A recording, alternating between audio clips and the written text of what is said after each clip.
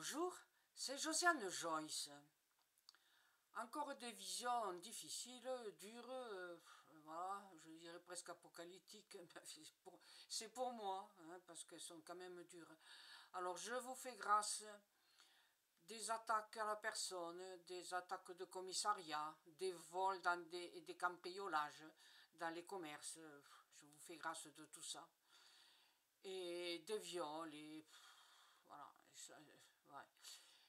Par contre, alors je vais vous dire ce que j'ai vu. J'ai vu un personnage, ça m'a laissé quand même, et puis j'y pense, et c'est désagréable impression. Un homme assis, euh, droit, assis avec une jambe allongée et une autre, vous voyez, je sais pas comment dire, relevée. Voilà. Entre ses jambes, il y avait un panier en osier tressé avec deux attaches de chaque côté, vous savez, deux anses.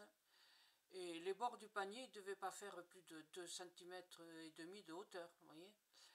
Cet homme avait, et c'est ce qui m'a le plus étonné, avait sur la tête un gros paquet.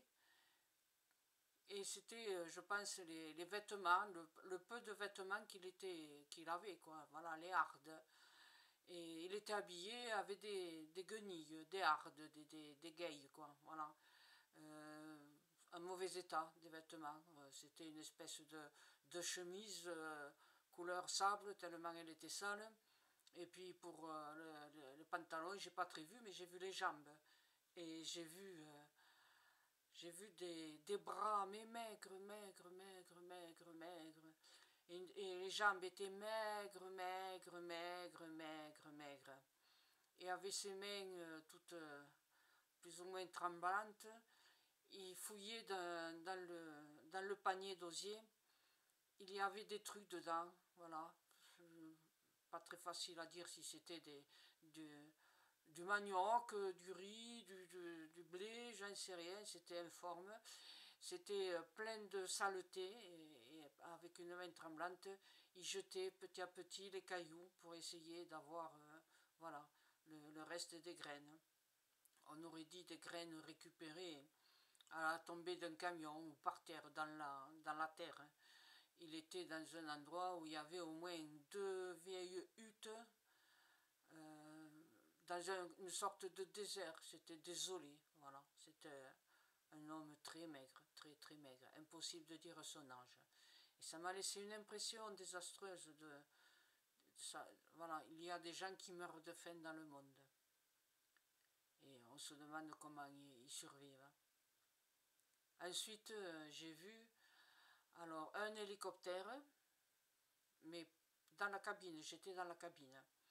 Et il y avait trois hommes et des appareils, tout un tas d'appareils et tout ça, mais c'était un hélicoptère, je le sais. Parce que, bon, voilà, je l'ai vu, je le sentais, quoi, voilà. Et il y avait par terre une civière. Et dans cette civière, il y avait un sac plastique avec un corps allongé dedans.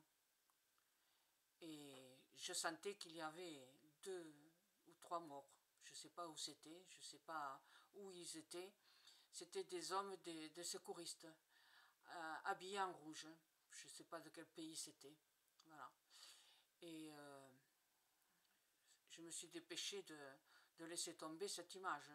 Parce que c'était vraiment pas... Alors, c'est un moment que j'avais des images affreuses et dures et difficiles.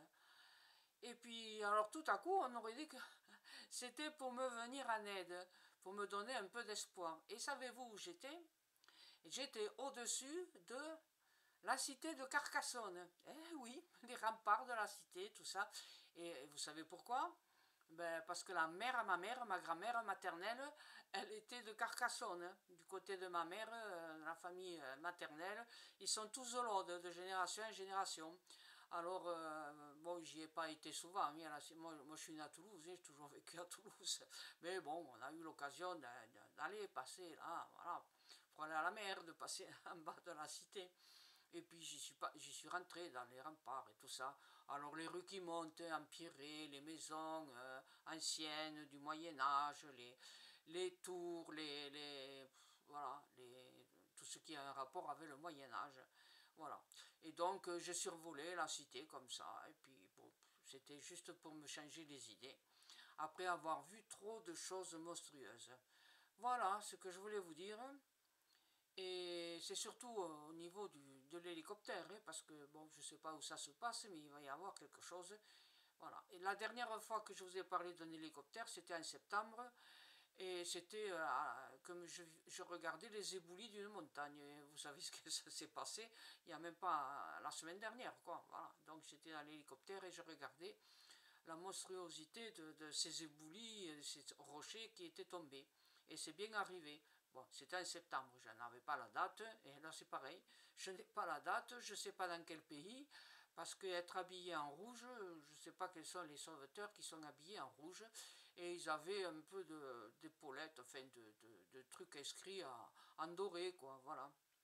Et j'ai vu des casques, mais ils ne les avaient pas sur la tête, ils étaient posés.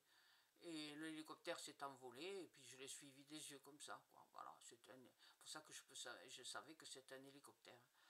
Voilà ce que j'avais à vous dire, hein. À bientôt, merci, au revoir.